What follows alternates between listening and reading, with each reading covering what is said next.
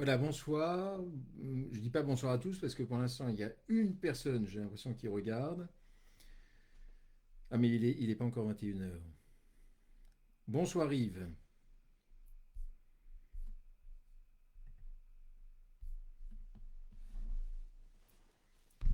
Alors, c'est notre premier rendez-vous du jeudi soir. Bonsoir Catherine. C'est notre premier rendez-vous du jeudi soir.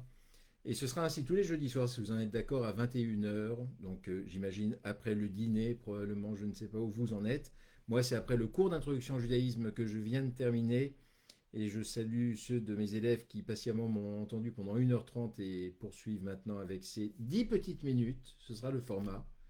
10 petites minutes pour avoir un petit aperçu de la paracha de la semaine, la section de la Torah dont nous donnons lecture, et en particulier un ou deux versets qui pourront nous intéresser pour que nous puissions nous préparer à ce Shabbat et nous préparer à cette paracha. Vous savez qu'il est d'usage que la paracha de la semaine soit étudiée dès le samedi après-midi du Shabbat précédent.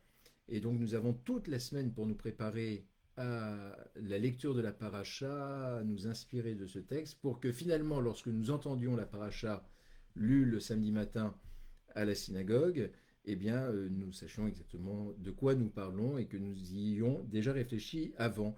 Donc l'idée de pouvoir avoir cette petite réflexion ensemble. La paracha Toldot, celle que nous lisons ce Shabbat, est une paracha que vous connaissez les uns et les autres parce que se trouve le récit de la naissance de Jacob et d'Ésaü, de ces deux frères ennemis qui vont donner naissance à deux grands peuples. Ça va être la vocation première. C'est une histoire très, très, très, très forte qui nous est donnée ici dans la Torah et qui commence ainsi, où l'on nous dit le premier des patriarches est Abraham, donc Isaac, son fils, suit, et il faut qu'il ait une descendance pour que ce peuple soit nombreux. Et afin que ce peuple soit nombreux, eh bien, l'on nous dit que Isaac était âgé de 40 ans lorsqu'il a pris pour épouse Rebecca. Du reste, c'est un petit peu difficile de dire pour épouse dans la mesure où il n'y a pas réellement, à ce moment-là, il n'y a pas réellement de mariage comme institution, mais il est dit la chose suivante, Vaïe Yitzhak ben Arbaim Shana, Isaac avait 40 ans, Bekarto et Rivka bat Betuel, lorsqu'il a pris Rebecca, fille de Bethuel l'araméen. Et alors c'est assez intéressant parce que juste à ce stade, on nous dit que Isaac avait 40 ans. On se souvient dans le récit biblique que le Akedat Yitzhak, c'est-à-dire la ligature d'Isaac, lorsque Abraham a voulu, a tenté de sacrifier son fils Isaac, Isaac n'était pas un enfant, parce qu'on a souvent l'impression qu'il s'agit d'un petit enfant, il avait 37 ans. Donc nous sommes 3 ans après la ligature d'Isaac, et 3 ans après, à l'âge de 40 ans, Isaac va se marier. Voilà, déjà c'est un espoir pour ceux qui ne seraient pas encore mariés à l'âge de 40 ans. Eh bien, Isaac, c'est à 40 ans. Et il va devenir père, en tout cas Rebecca va lui donner deux enfants lorsqu'il aura 60 ans, c'est-à-dire 20 ans après qu'il se soit marié. Et ce qui est assez intéressant, c'est que s'ils se sont mariés 3 ans après, à 40 ans, le texte nous dit que c'est parce que Rebecca était encore mineure à ce moment-là. Voilà, en tout cas, il ne pouvait pas encore se marier avec elle, donc il était beaucoup plus jeune que lui. Et Rebecca ne va pas pouvoir enfanter, c'est le drame de toutes les matriarches qui sont stériles. Un jour, il faudra quand même s'interroger sur cette stérilité, si elle est uniquement féminine ou si elle n'était pas masculine, en tout cas pendant un temps, puisque à chaque fois il va y avoir ce miracle avec l'intervention divine. Et donc finalement, Isaac et Rebecca vont devenir parents et Isaac aura 60 ans lorsqu'il va devenir père. C'est-à-dire qu'ils vont attendre 20 ans avant d'avoir un enfant et donc ils ne vont pas avoir un mais deux enfants. Jacob et Ésaü, qui sont deux enfants déjà fortement agités dans le ventre de leur mère et qui n'arrêtent pas de bouger absolument dans tous les sens, à tel point que Rebecca va dire la chose suivante: Imken lammazé anori.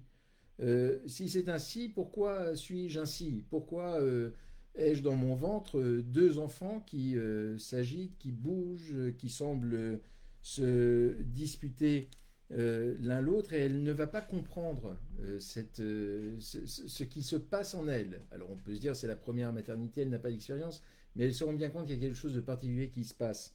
Et immédiatement après, au verset 23, Dieu va lui répondre. Il va lui dire, Yomer Adonai, là, Dieu lui dit, Shne Goyim Bevitner. Il y a deux peuples qui sont dans ton ventre, mais plus encore, ou Shne Leumim, et il y a deux peuples, deux nations. C'est-à-dire que une mère qui se réjouit de l'arrivée de deux enfants, lui dit, ce ne sont pas des enfants simples, ce sont des peuples finalement. Ce sont des nations qui sont déjà les porteuses de tout cela en elles. Et ces deux nations sont des nations qui seront amenées à se séparer, qui seront amenées à se faire la guerre. Dieu le prévient Rebecca en lui disant qu'une nation sera plus forte que l'autre. Et il lui dit même laquelle des deux nations sera plus forte que l'autre. Ce sera le plus âgé, l'aîné, qui l'emportera sur le plus jeune. Or, nous connaissons l'histoire, que s'est-il passé? Esav est sorti en premier du ventre de sa mère, et Jacob l'a talonné au sens propre du terme, puisqu'il lui tenait le talon lorsqu'Ésaü est né. Ésaü est arrivé sous une forme assez particulière, tout rouge, velu, poilu absolument de partout, alors que Jacob est arrivé comme le bébé absolument idéal, mais lui tenait le talon. Et donc Ésaü était considéré comme l'aîné. Et nos commentateurs nous disent, c'est très surprenant du reste, ils nous disent, c'est bizarre que Ésaü soit né en premier, parce que c'est Jacob qui a été conçu en premier. On va dire, mais dans une naissance gémellaire, comment on peut considérer que l'un est conçu avant l'autre?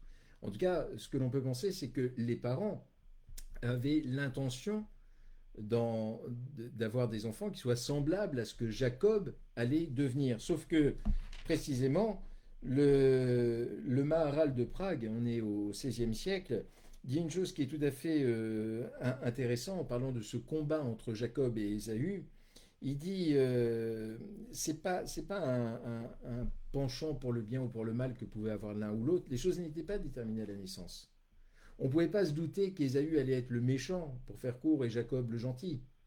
Euh, nous sommes le fruit de notre éducation. Rien n'est déterminé avant la naissance.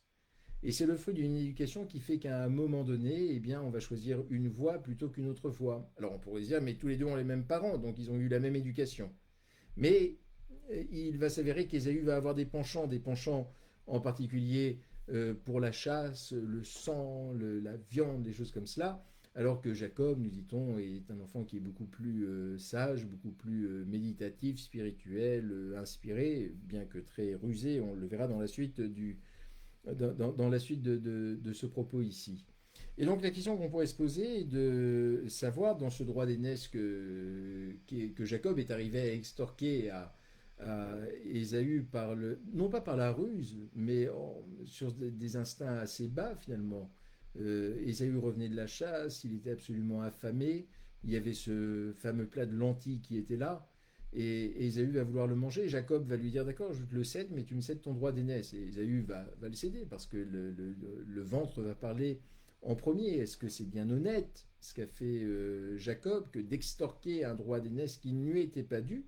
D'autant plus que Dieu avait dit déjà à Rebecca que l'aîné l'emporterait sur le plus jeune. Donc il a retourné finalement ce que Dieu avait conçu et prévu pour ses deux enfants et les deux peuples à venir. Donc on peut s'interroger sur la légitimité de l'acte qui a été posé ici.